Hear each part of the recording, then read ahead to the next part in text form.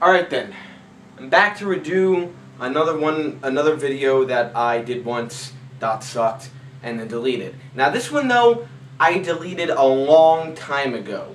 And if you're wondering why I'm holding this, I think I said this in another video, I feel the need to hold something whenever I talk for a long time. It's as if I need to point at something, okay? So don't judge me. Anyway, the video I'm here to redo, I actually deleted a long time ago and just never got around to redoing it. You know, I thought it was a terrible video. I kind of did everything off the top of my head, and at the same time, I kind of just sat there with a bottle of Mountain Dew and, you know, kind of just paused to drink it sometimes. Seemed very unprofessional. Anyway, the video I'm here to redo though is the video I made on the invasion storyline, the invasion angle. And the video has to do, my topic has to do with why the invasion, I feel, is not entirely the WWF's fault, is somewhat the fans' fault. A little bit. Hear me out, okay? So, from like the five wrestling fans that are living under a rock and don't know what the invasion is. The invasion was a storyline from 2001 in which the WWF's rival company, WCW, invaded, attempted to take over, and then joined forces with the smaller company called ECW. They formed an alliance, they invaded the WWF, and tried to take over. This went on for a good chunk of 2001, I'd say really about half of 2001. And a lot of people consider this the worst storyline ever. The biggest fuck-up, the biggest disappointment in wrestling history. Personally, to me, there's a difference between worst and most disappointing. I feel like the storyline should be called the most disappointing, not the worst, okay? Because there were so many things back, and this just goes to show, I don't care how much of a kiss ass to sound like, this just goes to show how great the Attitude Era was. That even when they did something awful, they still put some form of effort into it, whereas today, they don't put any effort into anything at all. Okay? Now, I know some of you are thinking, well, it's considered the worst because of how grand the story should have been, but it ended up being what we got, and that's why you can't compare it to a bunch of, like, the stupid storylines we've gotten today that are so small and insignificant. But still, I feel like it should be called the most disappointing, not the worst, okay? Look, I'm not gonna lie, yes, the invasion storyline was a dumb storyline, but I like it, whatever, because I'm a younger wrestling fan. I grew up watching it. I have a lot of nostalgic feelings to it. Although there are a lot of things I like about it. Like, it gave me the Austin versus Angle feud, which I think is one of the best and most underrated feuds ever, especially both in the careers of Steve Austin and Kurt Angle, okay? But now for the main point of the video. I think the invasion went sort of the way it did because of the fans. The WWF tried to do one thing, the fans didn't want it, and then the WWF tried to kind of had to redo it, and then ended up being what we got. Here's the thing. I feel like there's a lot of revisionist history about the invasion. A lot of people now try to act like the WWF should never have been portrayed as the babyfaces. Should never have been portrayed as the good guys. Okay? That Vince was the absolute personification of evil here because he had put out WCW, he had bought WCW, he had bought ECW, and he had now basically had a monopoly over pro wrestling and could do whatever he wanted, you know, see like Austin turning heel at WrestleMania 17. And he was the perfect personification of evil, and that the invaders, you know, the alliance should have been the good guys. Here's what a lot of people fail to remember, though, is that WCW, when they were brought in, were the baby faces, were the good guys. They were meant to be this invading force going against the evil Mr. McMahon, who owned everything, and essentially him and his champion, Steve Austin, the WWF champion at the time. Okay? Now, I know there are minor flaws in the argument I'm about to give, but I'll address those in a second. Okay? Look at the episode of Raw that they dedicated the whole end to WCW. It's one of the most infamous main events and matches in the history of Monday Night Raw. You know, the night where at the end they had the WCW title match between Booker T and Buff Bagwell, and they basically tried to present it as if it was WCW. You got the WCW commentators on, and the crowd shat all over the match. They didn't give a shit, okay? And you know what? On a side note, Booker T and Buff Bagwell were actually doing a pretty good job in the match. So, for all the people who try to act like it doesn't matter about the stories and shit, in-ring like, you know, work rate and in-ring quality is all that matters. Bullshit. You don't care about the performers, you don't care about the match, you don't care about the performers, the stories, you don't care about the match. And Booker T versus Buff Bagwell is kind of proof. I mean, I know the match didn't go too long before the interference with Austin and Angle, but I still think this kind of proves my point. Anyway, back to the main topic. So they had Booker T and Buff Bagwell go out there and have a WCW title match that the crowd completely shat on, and then they had Steve Austin and Kurt Angle come out there and attack them. Now, they were giving WCW the spotlight. Not only were they portraying them as the baby faces, they were giving them plenty of spotlight. And actually, the original plan was to give WCW a show. I'm not saying Vince was doing this out of any bit of respect for WCW. He was probably doing it just to make himself more money. But a lot of people like to say that the invasion was just Vince flexing him and the WWF's muscle and talking about showing how they were always the dominant force in pro wrestling and sports entertainment. But they were going to give WCW, and the point is that like they mistreated and buried WCW and even ECW. But they were going to give WCW their own show. I think they were actually, I could be wrong here, but I think they were actually going to give them Monday Night Raw and let the primary WWF show be SmackDown.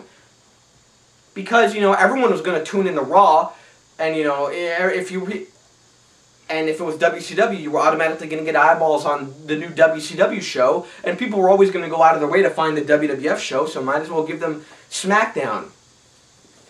But because WCW's history of losing money, nobody wanted to give something with the name WCW on it a chance.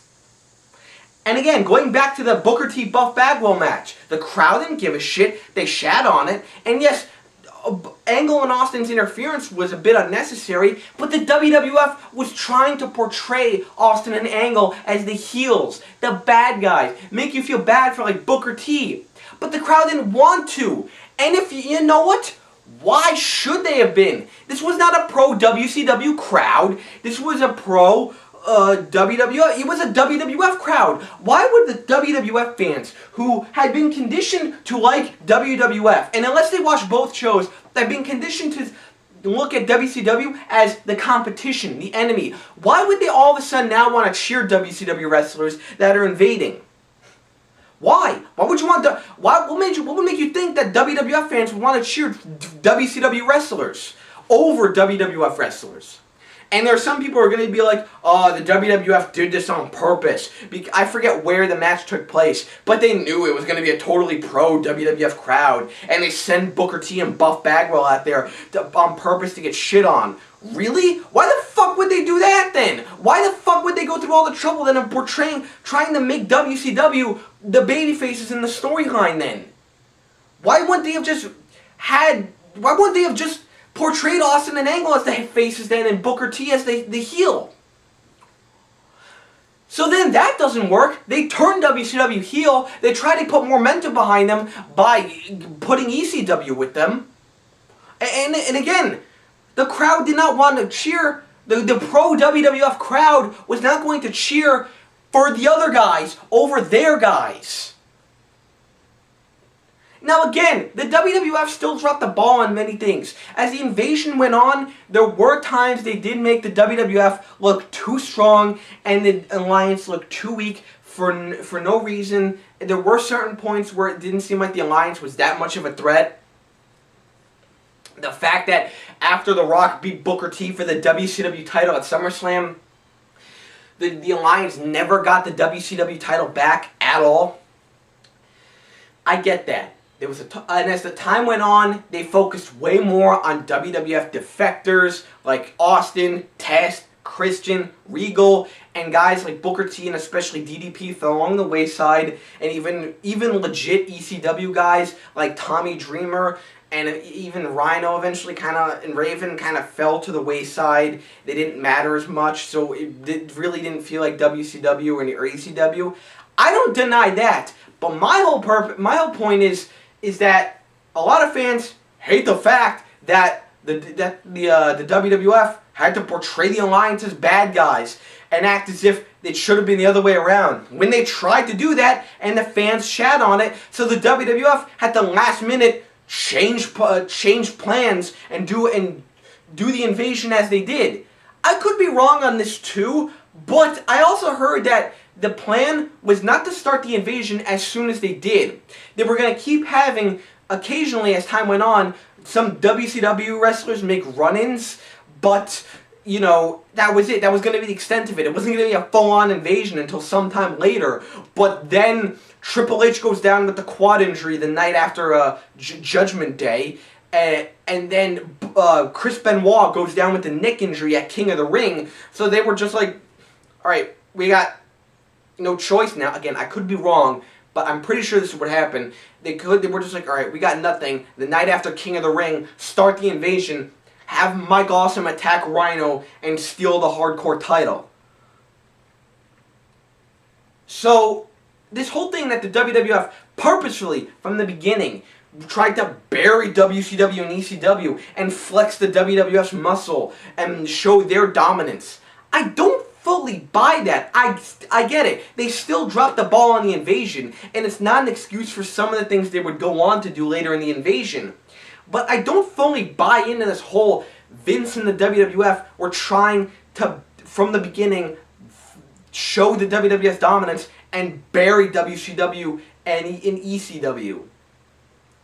I don't fully believe that. They tried to portray WCW as the good guys in the beginning, and the crowd didn't want it. So the WWF, again, had to change plans, adjust accordingly. Alright, we'll make WCW the bad guys now. Let's try to give them some more momentum. Let's have them align with ECW. Okay? I get it. There's still plenty of reasons to hate the invasion. It didn't feel like a real WCW invasion. No NWO, no Goldberg, no Steiner, no Sting. I get it. And as time went on, it didn't really feel like WCW and ECW. I perfectly get it. I'm just trying to say, I think the way the invasion went is somewhat the fans' fault because we decided to shit on WCW and instead of having them be the baby faces, and the WWF just had to adjust. Okay? So maybe I shouldn't be calling this video why the invasion angle is the fans' fault. Maybe I should just be calling it why the invasion angle is not entirely the WWF's fault. I don't know. But that's really what I gotta say. I don't fully buy into this whole the WWF tried to bury WCW from the start. I just don't believe it. You could say I'm trying to find reasons to defend the invasion all you want because I feel nostalgic about it. That's not the case. But yeah, that's what I gotta say. Look, I'm not saying you gotta like the invasion, especially if you're an older wrestling fan and you remember the Monday Night Wars more. I get it. But, you know, again, don't believe the WWF was trying to bury the WCW as much. I've said that like way too many times now. My point is made there. Hopefully this video was better than the first time I attempted this video. Anyway, I'm done. There may be a few more things I'll redo in the future. And that link for that channel I do with my friends, Iron Gear Studios, once again in the description box below. Feel free, check that out if you're into like movies and video game related shit. And yeah, that's that. I'll see you later, I guess.